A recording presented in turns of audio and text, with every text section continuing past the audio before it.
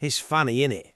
You hear the Great Train Robbery and you picture a bit of a lark. Cheeky chaps, sharp suits, a bit of banter, and a victimless crime that nicked a few quid off the state.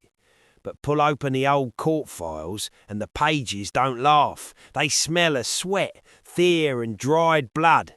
This isn't a comic caper. This is Case Number CRIM 1/4134, the robbery that changed British crime forever. Welcome to the Old Bailey archives. You're not watching a film tonight, you're walking into the real case. Let's start with the governor, Bruce Reynolds. Not your average knuckle-duster merchant, he fancied himself a gentleman thief. Nice suits, good wine, the lot. But behind the polish, he had one obsession, the big one. One job so large he'd never have to nick another thing as long as he lived. Now, no one pulls off a job like that alone, so Reynolds starts assembling his firm like a proper criminal boardroom. First up, Gordon the Governor Goody, hairdresser by trade, hard man by reputation, smooth talker, sharp temper, loyal as long as the cash flows. Then there's Charlie Wilson, quiet, intense, the type who didn't waste words, but when he did speak, people listened. He was the money brain, the organiser, the bloke who could make numbers dance. You got Roy James, everyone called him the Weasel, not because he was sneaky, though he was, because he was lightning quick. Professional racing driver. If you needed a motor pushed to its limit in a dead of night, this was your man. And then there's Buster Edwards, ex-boxer, pub lad, the kind of fella who could go from buying you a pint to knocking your lights out if you crossed him. One by one, more names get pulled into the orbit. Specialists, muscle, logistics. 15 men in all. A who's who of the 1960s underworld, all signed up for the same mad dream. But even the best firm is blind without intel, and that's where the ghost of this story comes in, the Ulsterman. To this day, that name hangs over the case like cigarette smoke in a pub back room. Was he a rail insider, a security man, a shadow with a grudge? Whoever he was, he came bearing gold, the inside timetable of a very special train, the Glasgow to London Royal Mail overnight service, the Up Special.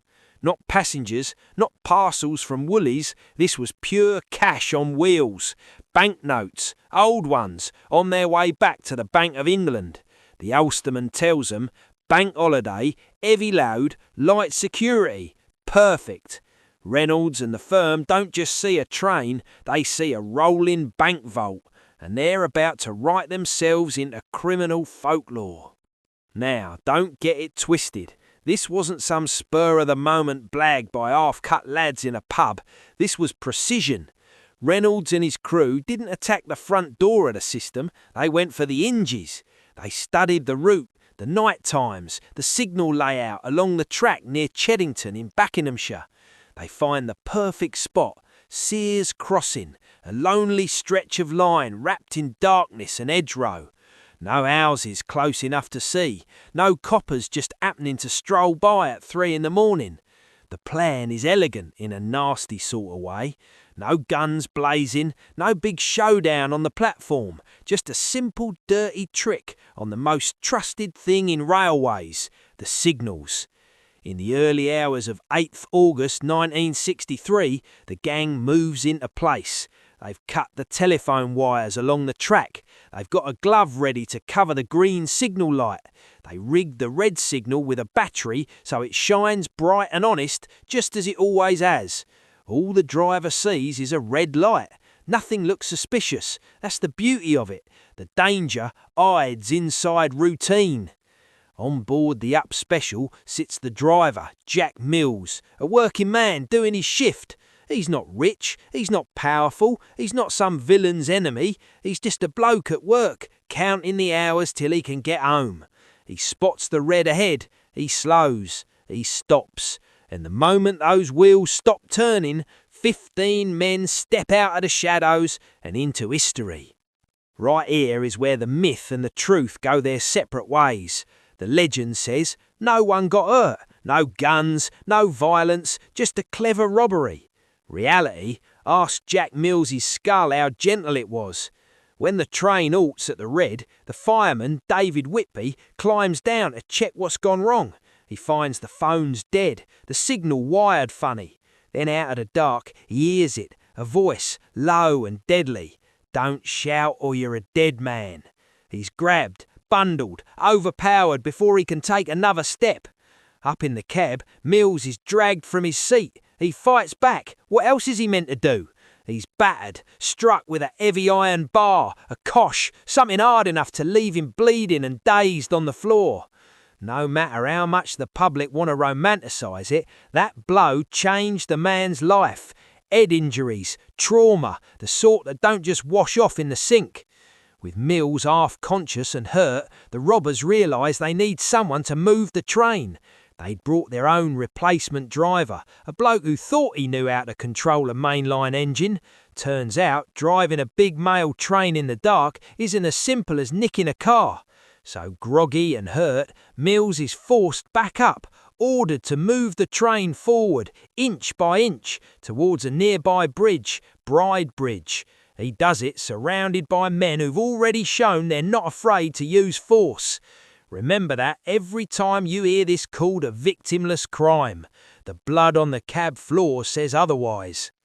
At Bridego Bridge, the operation kicks into high gear.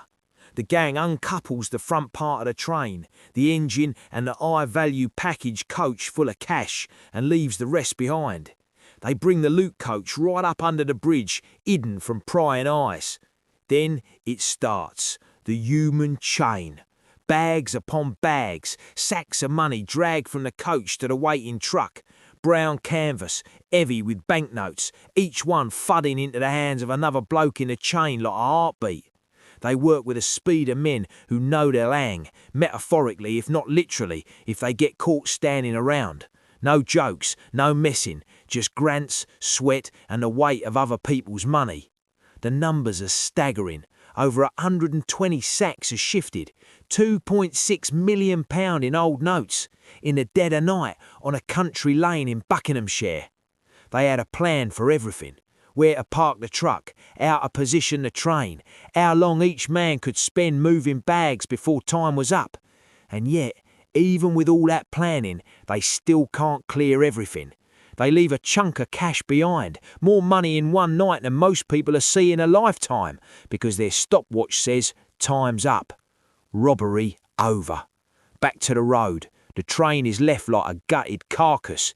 They drive off under the stars, headed for the farmhouse that's about to become as famous as the crime itself. Leverslade Farm. Chapter 5. The Safe House. Leverslade Farm looks like nothing, just another tired patch of countryside, a bit run down, out of the way. That's exactly why they chose it. The gang arrives buzzing on adrenaline and anticipation. They're knackered, sweaty, but high on the idea that they just pulled off the job of the century. Inside, the farmhouse turns into a counting house. They dump the sacks, spill the notes onto tables and beds and start sorting. Try to picture it. Not a few bundles of notes, not a suitcase full. Rooms, literally rooms filled with money. Crinkled used banknotes stacked in piles and bundles, old paper, old ink, smelling faintly of all the hands they've passed through. The robbers aren't just criminals right now, they're kings. They think they've cracked the system wide open. They stay at the farm for days, eating, drinking, tallying the haul. Tens of thousands per man, maybe more. They're still working out the split. And in one of the strangest, almost comical details of this entire grim saga, they sit down to play Monopoly. But not with little colour paper notes. Oh no, they use the real thing. Stolen fivers and tenors flattering across the board as they buy Mayfair and Park Lane with genuine loot. It sounds like a scene from a film, but it's exactly the sort of arrogant, careless touch that later haunts them. Because you don't just steal that much money and then vanish without a trace. You leave crumbs, and Leverslade Farm is about to become one giant forensic breadcrumb. You can plan for the train, you can plan for the bridge, you can plan for the farmhouse, but you can't always plan for human nature. The gang knows the farm is red hot. Once they leave, it has to go. The idea is simple: burn it down, wipe the slate clean, destroy the evidence.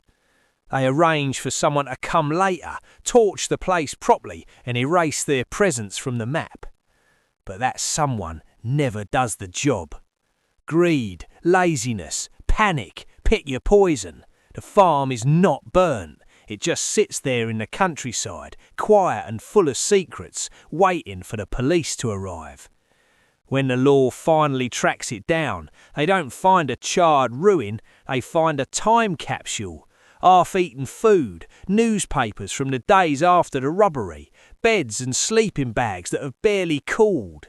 And everywhere, tiny, invisible signatures left by the men who thought they were too clever to be caught. Fingerprints on bottles, on the Monopoly board, on door frames and furniture. Fibres, hair, little fragments of their lives. The kind of thing that in 1963 was just starting to become gold dust for forensic teams. What the gang thought was their fortress turns out to be a crime lab waiting to be read. Here's the thing. Up to this point, the story still sounds, to some ears, like a thrilling heist. Big money, clever crooks, bold tactics. But the real drama hasn't even started yet. Because if you want to see class war in action, if you want to watch the establishment bare its teeth, you don't stand by the tracks at 3 a.m. You sit in the public gallery of a courtroom. You watch 15 men in suits and handcuffs stare up at a judge in full wig and robes. You listen as the charges roll out: conspiracy, robbery, assault. You feel the air turn thick when the sentence drops, heavier than anyone expects. The legend says the Great Train Robbers were folk heroes, sticking one to the system. The files say otherwise. They show a justice machine determined to crash the idea that crime can ever be glamorous. That clash between myth and reality, between headlines and hospital records, is where this story gets truly dark. So let's wind back the tape. You've seen the planning, you've met the main players, you've walked the tracks under a stolen red light and stood in the farmhouse counting stolen cash. But nicking the money, that was the easy bit. The real twist comes after the getaway, when the farmhouse starts talking through fingerprints, when the detectives start joining the dots, when the names become faces in the dock, and the word example starts hanging in the air like a sentence on its own. Because the state doesn't just want these men jailed, it wants them spectacularly jailed. In part 2, the hunt begins. A forensic treasure trail from a ketchup bottle and a Monopoly board, escapes over prison walls, fugitives in Brazil and beyond, and a judge who looks down from the bench and in effect says, "You embarrassed the country, now the country's gonna bury ya."